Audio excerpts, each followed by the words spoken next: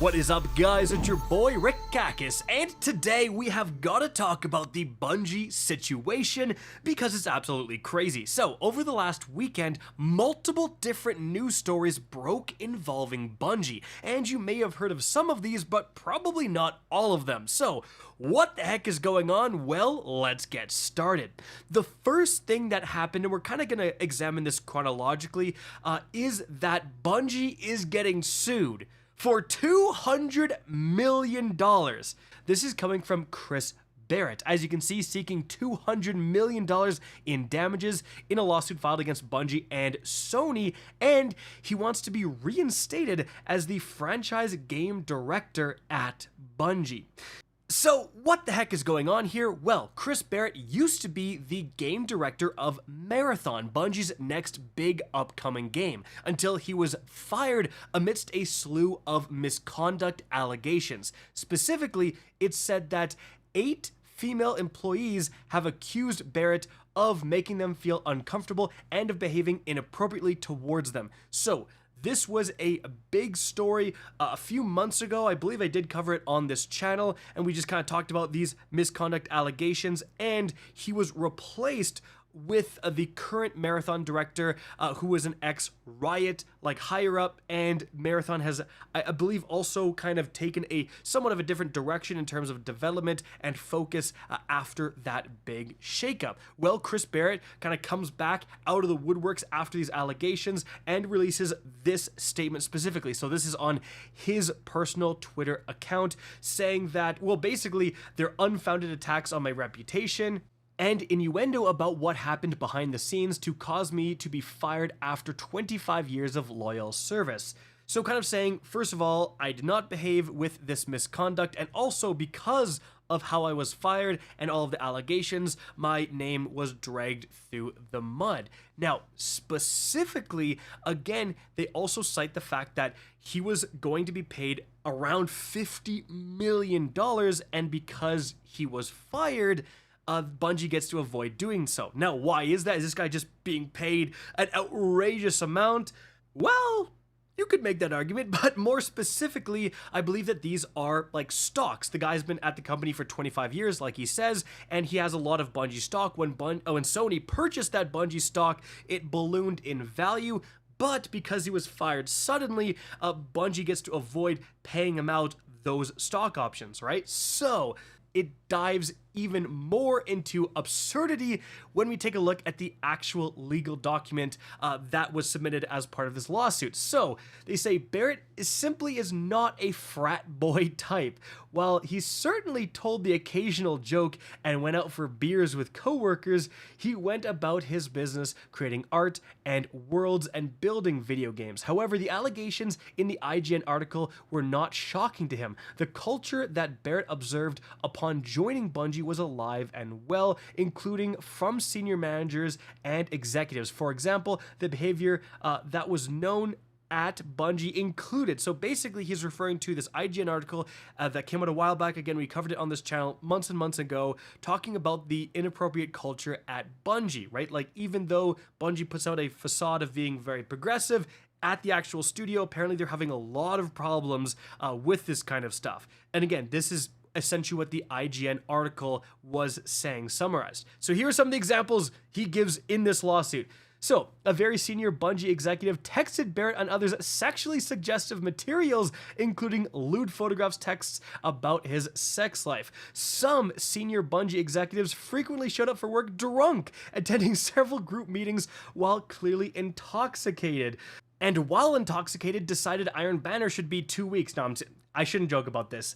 Another accusation is that one of Bungie's founding members made frequent sexist and racist comments in group settings. Another accusation is that during an interview, a potential hire told Bungie they should name a Destiny faction a very inappropriate name. Barrett reported this, and apparently they hired him anyways. And a former senior Bungie executive referred to Hillary Clinton as that same bad word, I guess. And we have even more accusations here, with the one that kind of popped off on social media, saying that At least one Bungie employee frequently exposed himself in the office, including by pulling down his pants in the middle of the office and pressing his exposed buttocks against the glass overlooking the entire studio. So I guess this is what they're doing at Bungie instead of remaking Wrath of the Machine. Again, I shouldn't joke about this, and you can see some more of the accusations within the lawsuit. So, just basically, Chris Barrett comes back with this lawsuit and says, basically, I didn't do it. In fact, here's all the stuff you guys are doing. Interestingly, there's a couple of weird things going on here. First of all, the fact that he wants $200 million and then also to be reinstated as head of Marathon, bankrupting the company or nearly bankrupting Bungie and then putting yourself back in charge when you now have no resources, I'm not sure that's the best approach there. Also, what kind of work environment would that be if you actually came back into that position? Like, I don't think he's really thought this one through. Interestingly, again, there seems to be a lot of mudslinging, a lot of, well, look at how much you guys have done. And my kind of initial impression was, this guy is more focused on saying, well, what about this and this and this, than actually necessarily denying what he himself has done. In fact, it's almost not quite an admission of guilt, but it's like, this thing is actually so common at the studio. Like, I wasn't out of line. I was right in line with what is already happening. You know what I'm saying? And someone who actually echoed these thoughts was the ex-Destiny 2 community manager, Liana Rupert. She actually quote tweeted when this first news story broke and said, "And who stood by and participated and let it happen? People love to tell on themselves." Anyways, support Bungie devs because they are incredible humans and have done tremendous things with very little. They love this game and the community, and Bungie belongs to them and to the community. So, I very much do agree with the second part, right? Like, most of these allegations are Bungie senior lead, Bungie founder, but it's not like random employees. The guy programming the new, weapons, the guy making new exotic perks. These are not the guys doing the crazy stuff. It seems like it's just the high up C-suite executives as always, causing trouble. But again, she specifically says, stood by and participated and let it happen. So saying that Chris Barrett was not only letting all this stuff happen, but actually participated in some of these things as well. In fact, clarifying this point even further, someone replied, it seems like this whole lawsuit is one giant whataboutism, saying like, well, what about this? What about this? That's kind of what I talked about earlier. And she replies directly and goes, yup. So that's where we're at. And remember, Liana Rupert was at Bungie at the same time as Chris Barrett. So, she may have seen some of these things happen. Now, that is one craziness going on there. That is just one news story, the first news story that broke. And to transition into the next story, we have the perfect tweet from Paul Tassi, a games journalist at Forbes, saying, something to keep in mind, Bungie laid off its general counsel, Don McGowan, in the Big Purge, who had won several previous high-profile cases on their behalf. So, Bungie's getting sued for $200 million. Uh-oh, they just laid off the guy who won them a bunch of court cases. That can't be good. And then, speak of the devil, Don comes out himself in an interview around the same time, like right after this lawsuit was announced, and in this interview actually talks about the fact that Bungie would specifically hire fans because they work for less, saying, quote, "We totally took advantage of that at Bungie."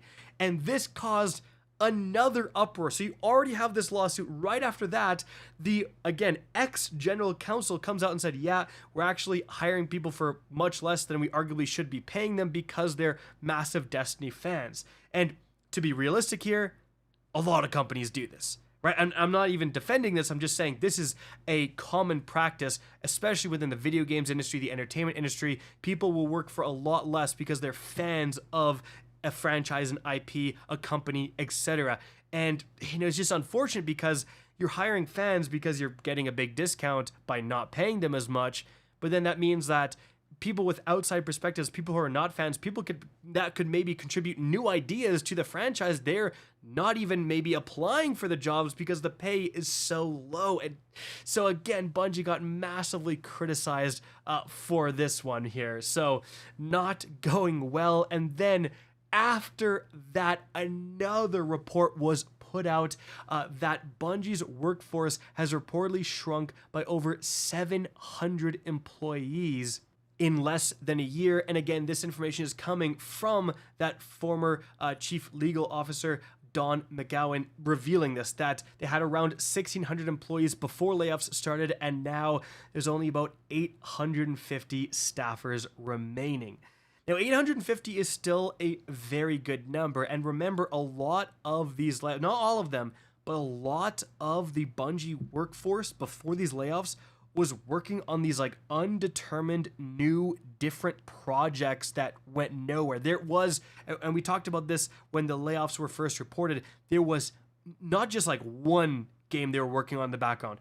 There was multiple different incubation projects going on all at the same time, and almost all of them just spiraled into nothing and got canceled. So how much did the actual Destiny developers lose?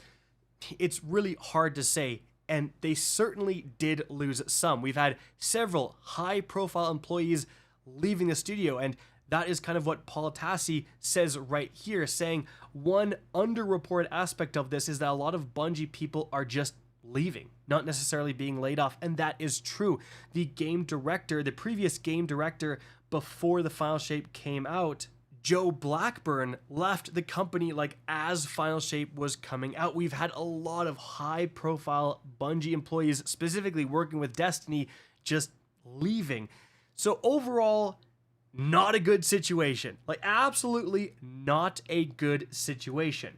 It's almost good, however, that they did get bought out by Sony, because surely Sony will be providing legal counsel and resources to help fight back against this lawsuit, I would imagine, right?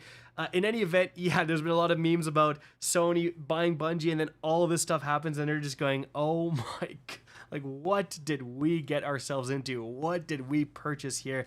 And yeah, not good. This is all absolutely, all these things are not good for Bungie. So do they have a chance to turn it around? Maybe, right? Maybe. I think the thing that I always say to people when we talk about doom and gloom stuff with Bungie and can Bungie turn it around is simply that the Final Shape was excellent. I really enjoyed that expansion. It had some fantastic content and missions and all that stuff, and most people out there do agree it was highly reviewed. So it's not like it's been years since a good Destiny expansion. Literally the last expansion was excellent. Now, episode Echoes and the episodes that followed were not quite so good, and that's where a lot of the negativity comes from, certainly. But in Destiny 2 Frontiers, they're doing away with these like stretched out seasons and rather just focusing on what Bungie kind of does do best, which is these big DLCs. We've had a lot of great DLCs. And another example, hey, Lightfall sucked, all right? It did. And a lot of negativity was due from Lightfall. But right before then, the Witch Queen was great. So we have very recent DLC bangers. It's not like Bungie has completely lost the magic. They're still pumping out DLCs that hit with the community and that people love, right? So again, I don't think necessarily all hope is lost, but certainly this is not good. And certainly it's just another example of Bungie just really needing to focus down on Destiny. They're doing all this crazy stuff with these other games. How much resources has gone into Marathon just to hire this, if Bungie's right, hire a shady game director just because he's been at the company a long time and end up having to fire him and replace him down the line because he's behaving inappropriately. Or if Chris Barrett is right, you fire the game director in the middle of development to avoid paying him what he's owed. the whole thing is just kind of a debacle. Anyways, guys, that's the crazy situation. That's everything that's going on so far. Hopefully nothing gets added to this list. Guys, that's it for the video. Hope you enjoyed and found this informative. If you did, please remember to help me out by simply rating and especially sharing this video. If you guys want to see more Destiny 2 content similar to this, don't be afraid to slap that subscribe button. If you want to get in touch with me and keep up to date with the latest channel activity, the best way is to follow me on Twitter at RickCacus. That is linked in the description down below. Again, I hope you enjoyed the video, and as always, have a good day.